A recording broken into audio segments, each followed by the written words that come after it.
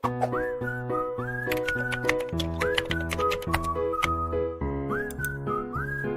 sih zina itu?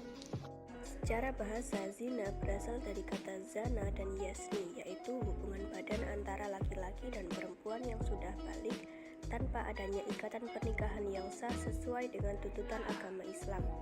Secara harfiah, zina berarti fahisah, yaitu perbuatan keji.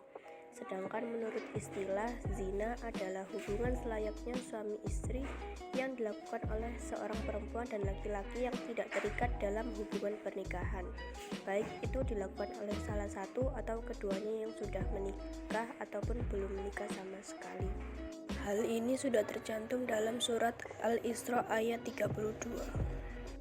Quran Surat Al-Isra ayat 32 yang berbunyi wala taqrabuz zina innahu kana fahisatan wa sa'a sabila, yang artinya dan janganlah kamu mendekati zina.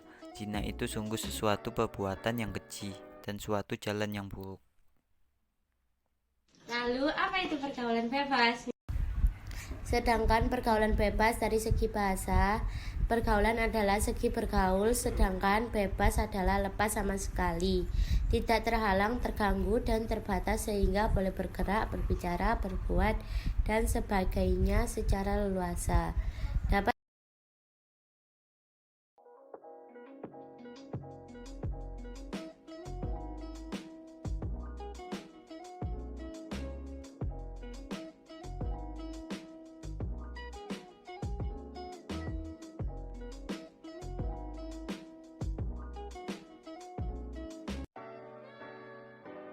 Quran Surat An-Nur ayat 2 yang berbunyi Az-zaniyatu waz-zani fajlidu kulla wahidin minhuma mi'ata jalda wala ta'khudkum bihima ra'fatun fi dinillahi in kuntum tu'minuna billahi wal yaumil akhir wal yashhad adabahuma ta'ifatum minal mu'minin, yang artinya pezina perempuan dan pezina laki-laki adalah masing-masing dari keduanya 100 kali, dan janganlah rasa belas kasihan kepada keduanya untuk mencegah kamu untuk menjalankan agama hukum Allah. Jika kamu beriman kepada Allah dan hari kemudian, dan hendaklah pelaksanaan hukuman mereka disaksikan oleh sebagian orang-orang yang beriman.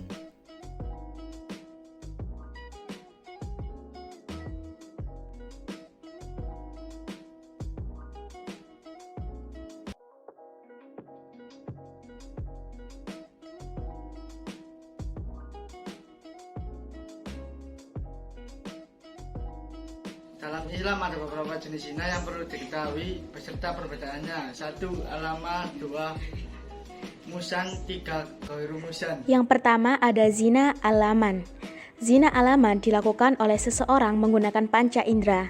Terkait dengan jenis zina ini, Rasulullah SAW pernah bersabda, yang artinya telah diterapkan bagi anak-anak Adam yang pasti terkena. Kedua mata zinanya adalah melihat, kedua telinga zinanya adalah mendengar, lisan zinanya adalah berkata-kata, tangan zinanya adalah menyentuh, kaki zinanya adalah berjalan, hati zinanya adalah keinginan atau hasrat, dan yang membenarkan dan mendustakannya adalah kemaluan.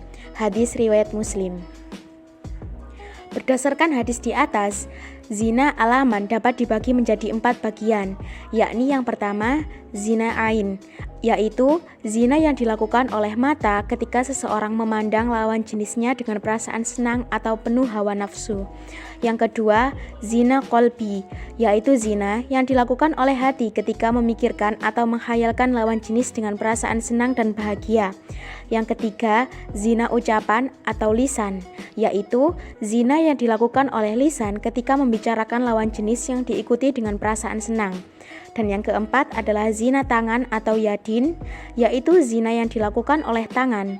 Zina jenis ini terjadi ketika seseorang dengan sengaja memegang bagian tubuh lawan jenisnya diikuti dengan perasaan senang, bahagia, atau penuh dengan hawa nafsu. 2. Zina muhsan. Zina muhsan adalah jenis zina yang dilakukan oleh pasangan suami istri yang sudah menikah yang melakukan perselingkuhan hingga melakukan hubungan intim. Padahal seseorang yang telah memiliki ikatan pernikahan seharusnya terus menjaga diri dari orang lain yang bukan mahramnya. 3. Zina ghairu muhsan. Zina ghairu muhsan adalah jenis zina yang dilakukan oleh pasangan yang belum menikah atau yang belum resmi menjadi suami istri.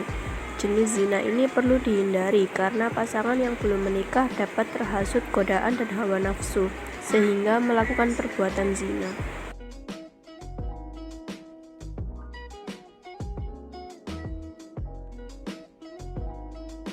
Apa saja bukti-bukti terjadi perzinahan? Bukti-bukti zina. Yang pertama, saksi. Para ulama bersepakat bahwa zina tidak dapat dibuktikan kecuali adanya 4 orang saksi. Menurut ijtima ulama, saksi dalam tindak pidana zina haruslah berjumlah 4 orang laki-laki, beragama Islam, baligh, beramal sehat, hifsun atau mampu mengingat, dapat berbicara, bisa melihat, dan adil. Apabila ada satu saksi perempuan, maka perempuan tersebut harus 2 orang sehingga dapat dikatakan saksi. Dengan kata lain, 1 orang saksi laki-laki dapat digantikan dengan 2 orang saksi perempuan. Yang kedua, pengakuan. Menurut Imam Malik dan Imam Syafi'i, 1 kali pengakuan saja sudah cukup untuk menjatuhkan hukuman. Sedangkan Imam Abu Hanifah beserta pengikutnya berpendapat bahwa hukuman zina baru bisa diterapkan setelah adanya 4 kali pengakuan yang dikemukakan satu persatu di tempat yang berbeda-beda. Yang ketiga, adanya korina atau indikasi kehamilan. Seseorang perempuan wajib dijatuhi hukuman haid jika perempuan yang hamil tersebut tidak memiliki suami. Lalu, apa saja dampak yang ditimbulkan dari zina itu? Menurut Imam Syaiuti dalam kitab Al-Jami' Al-Kabir, perbuatan zina dapat mengakibatkan 6 dampak negatif bagi pelakunya. 3 dampak negatif di dunia dan 3 dampak negatif akan ditimpakan di akhirat. 1. Dampak yang ditanggung di dunia: menghilangkan kewibawaan.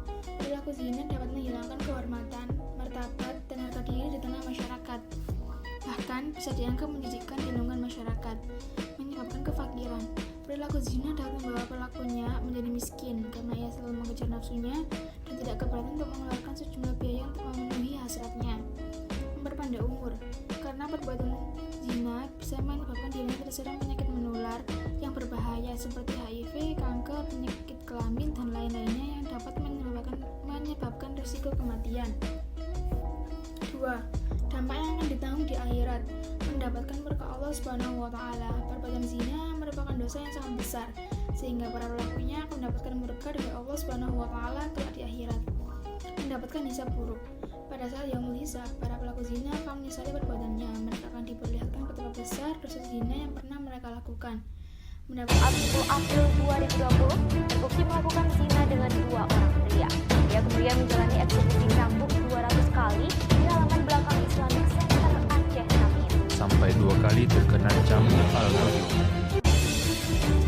Ia adalah terpidana. Pemirsa, seorang wanita, oknum aparatur sipil negara atau ASN, dan seorang pria beristri di Aceh Barat Daya mendapat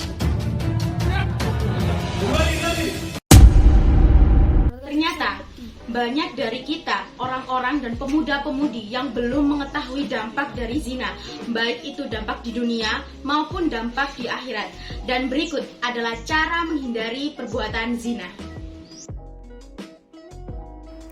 Yang pertama adalah menjaga pergaulan yang sehat dan beretika. Yang kedua, menutup dan menjaga aurat. Yang ketiga, selektif dalam memilih teman bergaul. Yang keempat, menghindari dan meninggalkan tempat-tempat maksiat. Yang kelima, memanfaatkan waktu luang dengan melakukan kegiatan positif. Yang keenam, mendekatkan diri dan memperbanyak zikir kepada Allah Subhanahu wa Ta'ala. Dan yang terakhir adalah berpuasa sebagai perisai nafsu.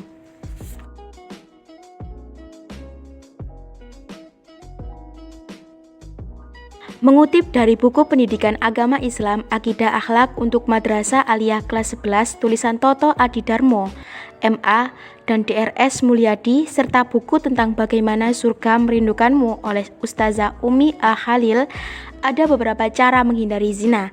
Di antaranya, 1. Menjaga pandangan. Yang kedua, menjaga cara berpakaian. Yang ketiga, mengatur cara berkomunikasi. Yang keempat, membatasi ikhtilat. Ikhtilat merupakan percampuran antara pria dan wanita di suatu tempat dalam waktu yang lama. Misalnya, bercampurnya pria dan wanita di sekolah, kantor, angkutan umum, dan lainnya. Dan yang kelima adalah menikah. Mari sama-sama mendekatkan diri kepada Allah dan Jauhi zina. Zina, dosanya besar. Zina itu seperti pembunuhan, dosa besar. Makanya kalau ada yang menghalalkan dosa besar, dianggap murtad, keluar dari Islam. Dan dia harus bertobat. Makanya kita dorong dengan doa, diarahkan lagi. Kan mungkin karena ketidaktahuannya, kan?